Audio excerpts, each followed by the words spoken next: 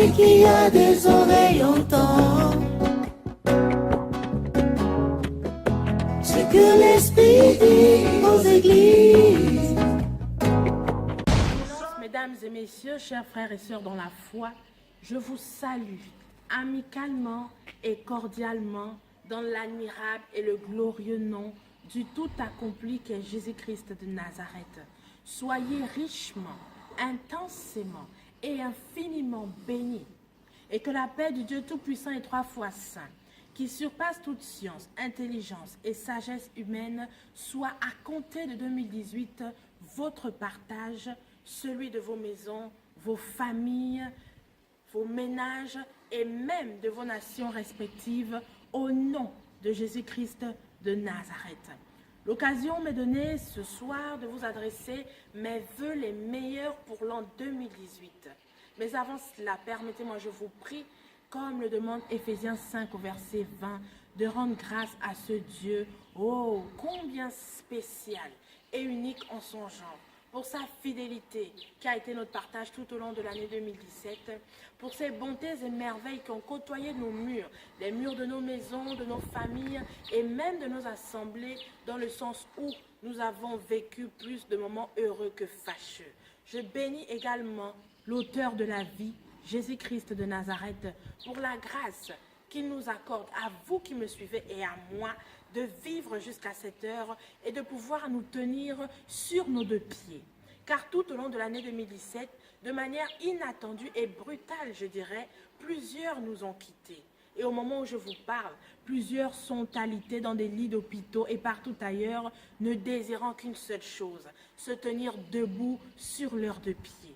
Comprenez alors que si nous vivons aujourd'hui, ce n'est pas parce que nous sommes meilleurs que ceux-là qui sont partis, mais c'est simplement parce que le Dieu Tout-Puissant et Trois fois Saint en a décidé ainsi. C'est simplement par sa seule et unique grâce. Et c'est pourquoi j'aimerais encore lui décliner toute la gloire, la puissance, la crainte et le respect qui lui sont dus au nom de Jésus-Christ de Nazareth. Ceci étant, pour cette année 2018, je vous souhaite tous mes vœux de santé, de longévité, de bonheur, de prospérité, de réussite, de succès, au nom de Jésus-Christ de Nazareth. Que 2018 soit pour vous une année de paix, que la paix soit dans vos cœurs, dans vos maisons, dans vos familles et autour de vous, au nom de Jésus-Christ de Nazareth. Que l'unité, l'amour et la réconciliation soient votre partage. Le partage de vos maisons, vos familles et autour de vous, au nom de Jésus-Christ de Nazareth. Je souhaite que cette année 2018 soit pour vous une année de rappel. Que tous les rappels que vous deviez recevoir en 2017 et les années antérieures et que vous n'avez pas pu malheureusement recevoir pour une raison ou pour une autre, que ces rappels, je le déclare, vous soient octroyés et ce en intégralité en 2018 au nom de Jésus-Christ de Nazareth.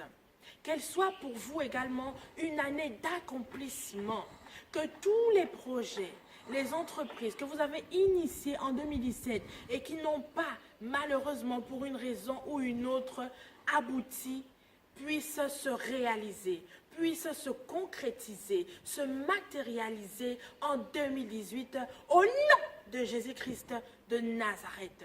Que le Dieu pourvoyeur Jéhovah Jireh puisse vous accorder les provisions nécessaires pour que vos projets, vos initiatives, vos entreprises puissent aboutir au nom de Jésus-Christ de Nazareth. Je souhaite que 2018 soit pour vous une année de renouveau, et ce dans tous les domaines de vos vies, au nom de Jésus-Christ de Nazareth.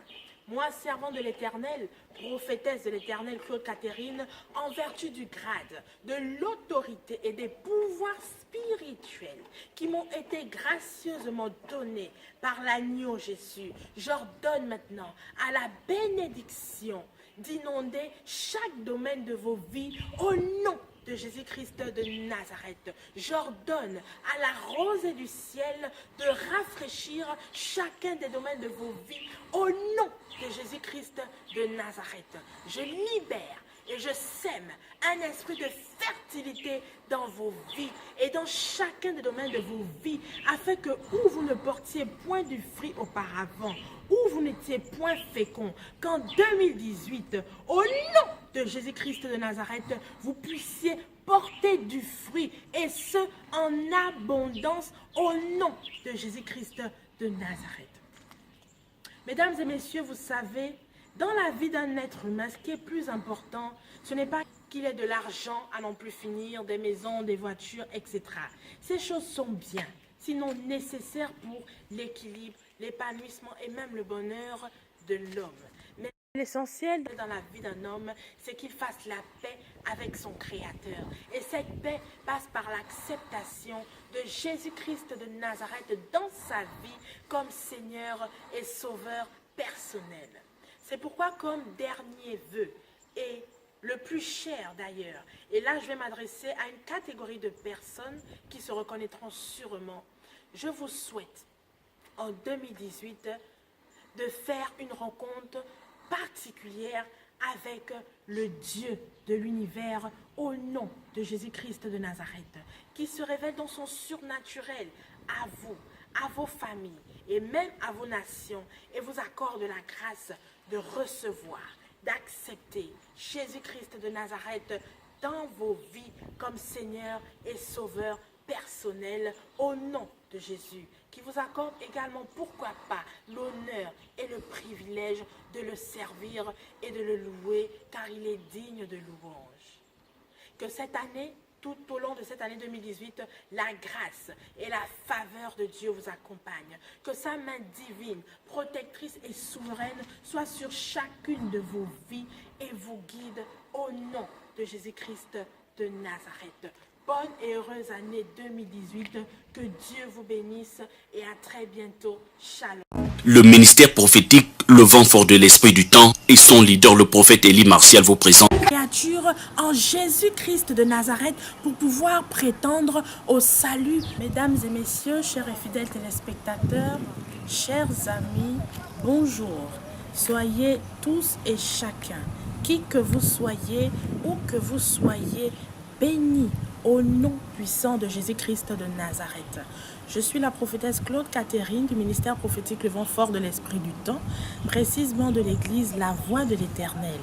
Et ce matin, je suis venue vous apporter un message d'espoir, un message d'espérance qui, je l'espère par la grâce de Dieu, fera naître au-dedans de vous une petite lueur d'espoir après que vous l'aurez écouté, notamment pour vous qui êtes désespérés, qui êtes découragés, qui ne savez plus que faire de votre vie, qui ne savez plus que faire de cette situation qui, depuis bien des années aujourd'hui, vous turlupine.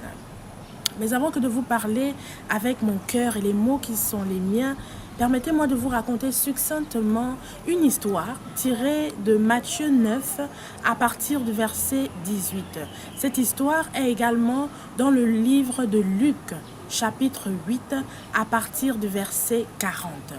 La Bible déclare que Jésus-Christ de Nazareth se dirigeait vers la maison de Jairus pour guérir sa fille qui était malade. Pendant qu'il traversait cette foule qui l'oppressait, dans cette même foule-là se trouvait une femme qui depuis 12 ans avait souffert d'une perte de sang.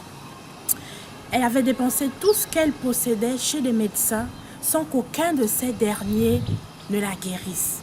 Alors elle s'est dit en elle-même, « Si je puis seulement toucher le bord de son vêtement, alors je serai guérie. » Elle vint par derrière Jésus, toucha son vêtement et fut instantanément guérie, nous dit la parole infaillible de Dieu.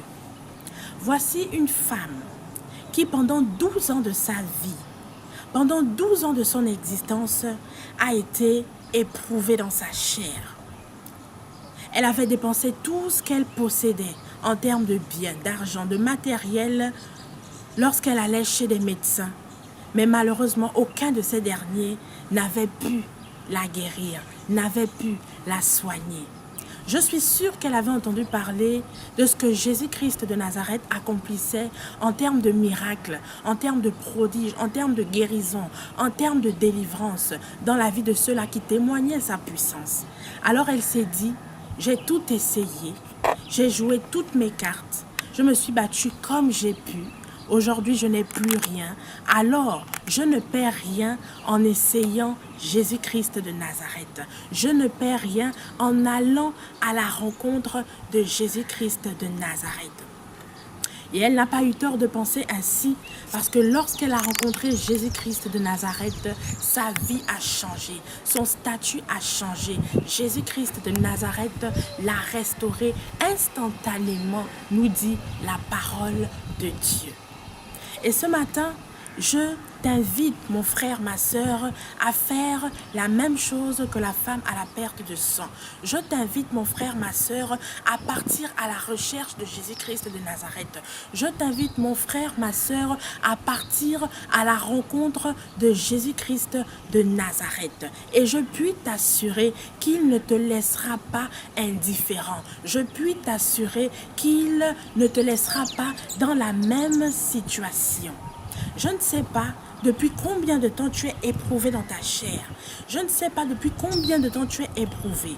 Que ce soit sur le plan sentimental, professionnel, spirituel, social, familial, scolaire.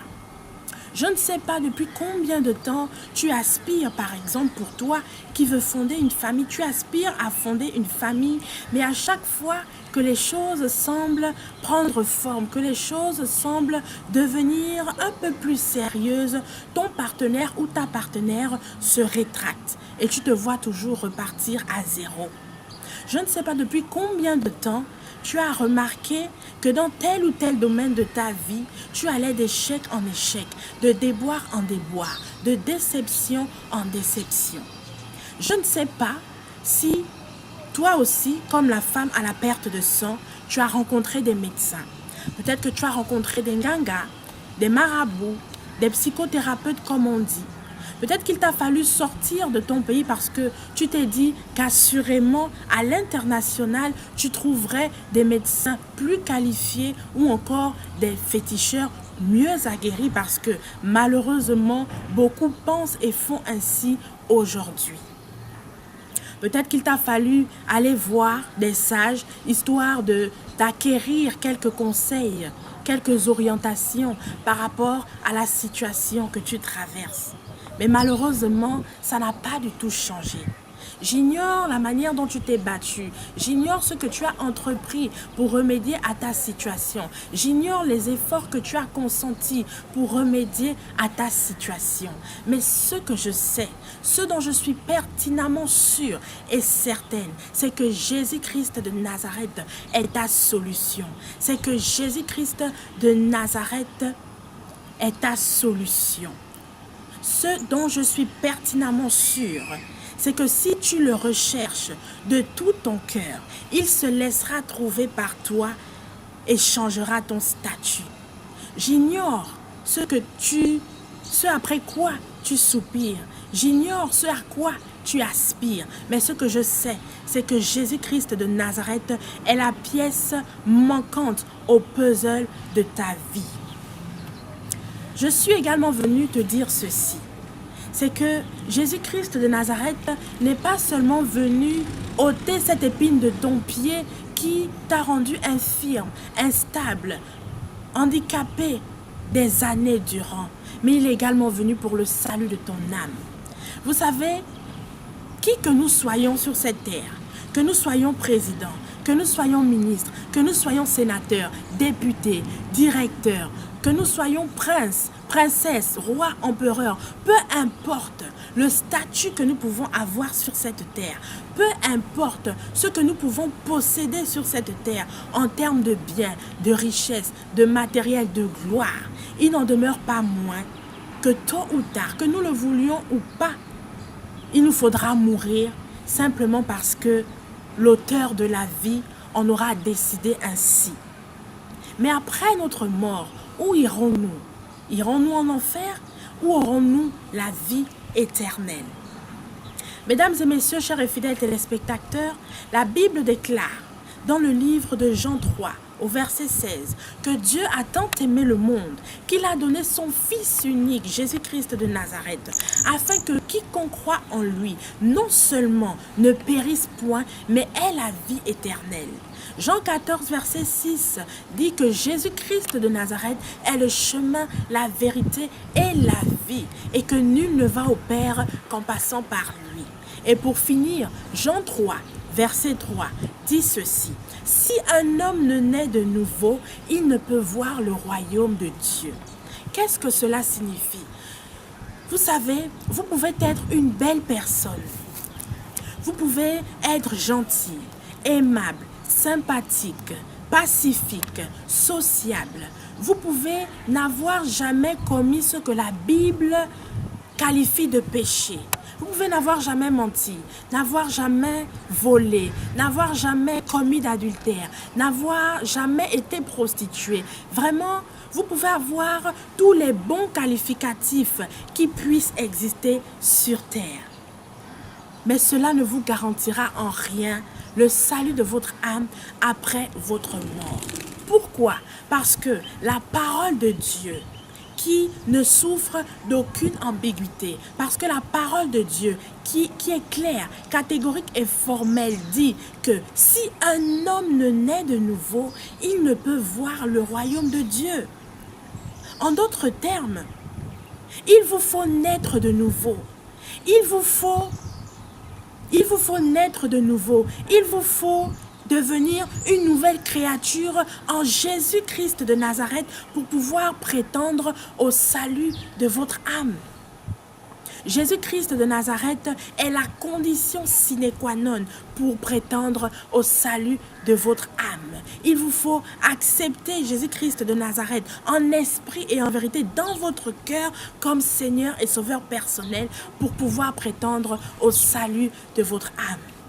Vous savez ce qui me chagrine le plus lorsque j'apprends le décès d'un parent, d'un ami, d'une connaissance ou bien même d'une quelconque personne? Ce n'est pas tant les circonstances dans lesquelles la personne est décédée, parce qu'il faut avouer aujourd'hui que les gens meurent vraiment de façon brutale, de façon étrange, parfois même dans des circonstances vraiment effrayantes et mystérieuses.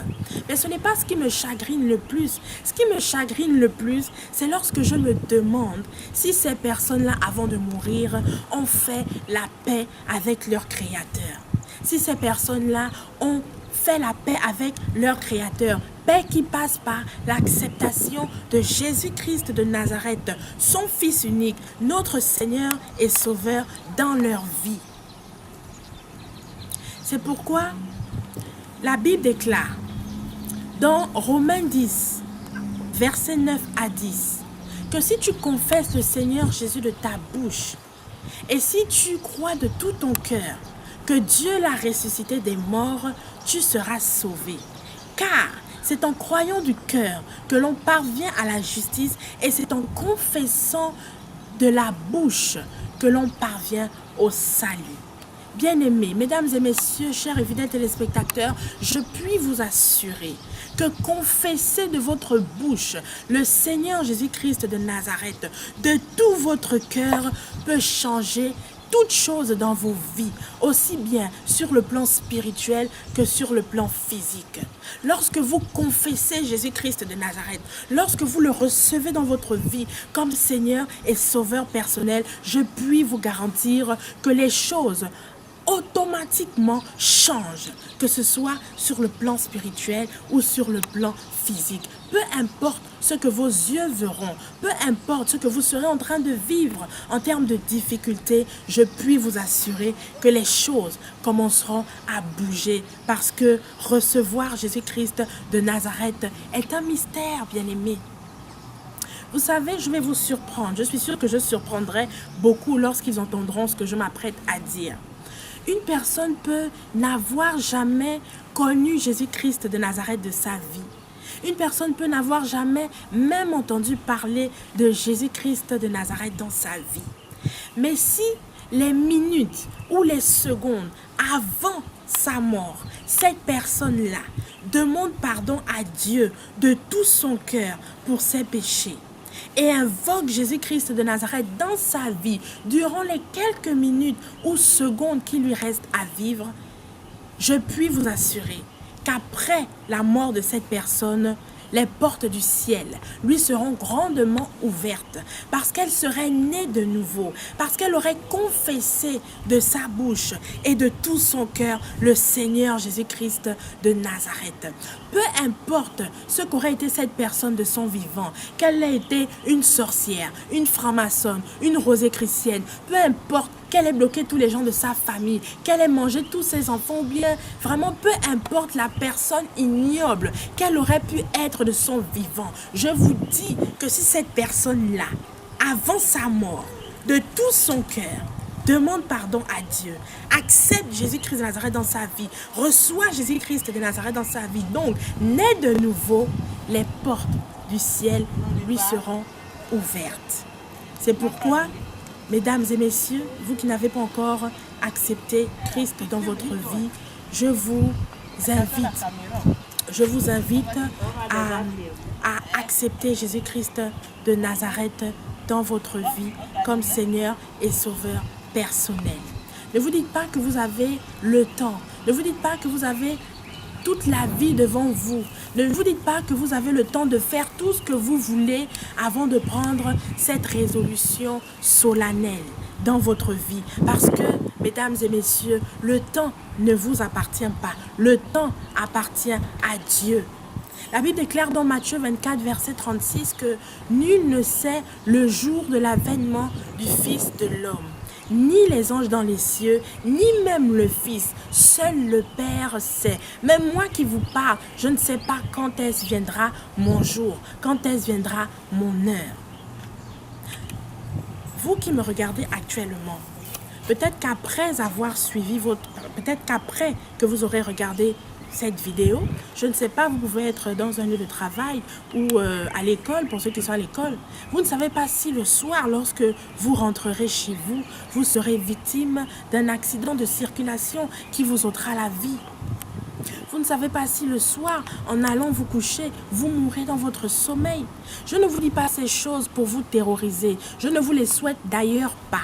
Mais je vous prends ces exemples-là pour que vous réalisiez l'importance et l'urgence de recevoir Jésus-Christ dans votre vie comme Seigneur et Sauveur personnel pendant qu'il est encore temps, ne fût-ce que pour le salut de votre âme. Aussi, qu'il y a un niveau de gloire. Il y a un niveau de gloire, un niveau de percée, un niveau d'élévation, un niveau de paix, de stabilité, de sérénité et vraiment un niveau supérieur en toutes choses et dans bien des domaines que vous ne saurez expérimenter aussi longtemps que vous n'aurez pas Jésus-Christ de Nazareth dans votre barque. C'est pourquoi, si le Saint-Esprit qui convainc de péché, de justice et de jugement, si le Saint-Esprit a convaincu votre cœur, si le Saint-Esprit a attesté à l'instant où je vous parle l'urgence pour vous, l'importance pour vous d'accepter Jésus-Christ de Nazareth dans votre vie comme Seigneur et Sauveur personnel, alors où que vous soyez, peu importe la position dans laquelle vous vous trouvez, je vous invite à répéter après moi cette prière. Votre âme. Aussi, qu'il y a un niveau de gloire. Il y a un niveau de gloire, un niveau de percée, un niveau d'élévation, un niveau de paix, de stabilité, de sérénité et vraiment un niveau supérieur en toutes choses et dans bien des domaines que vous ne saurez expérimenter aussi longtemps que vous n'aurez pas Jésus-Christ de Nazareth dans votre barque.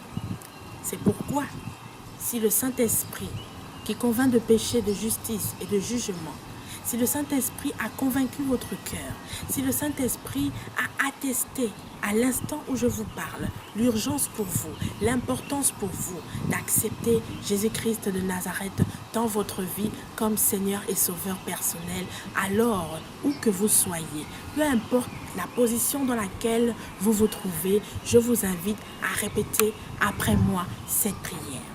Seigneur Jésus, je te demande pardon.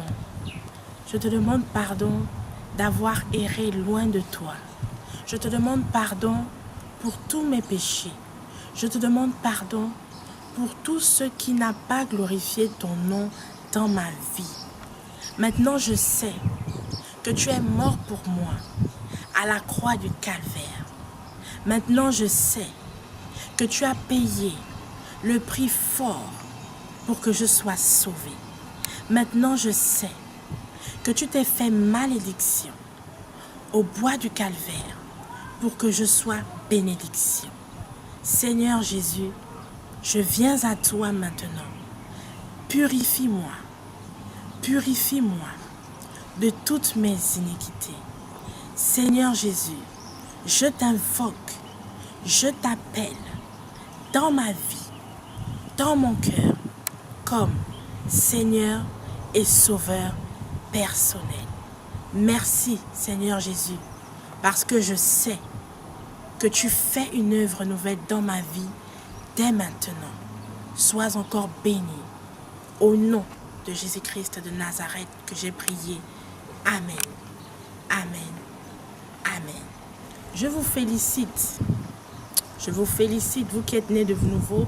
Je vous félicite parce que, pour ma part, j'estime que naître de nouveau, être une nouvelle créature en Christ Jésus est la meilleure, la plus belle des choses, la plus belle des expériences qu'un être humain puisse vivre et expérimenter avec son Créateur. Je vous encourage à rechercher les voies du Seigneur.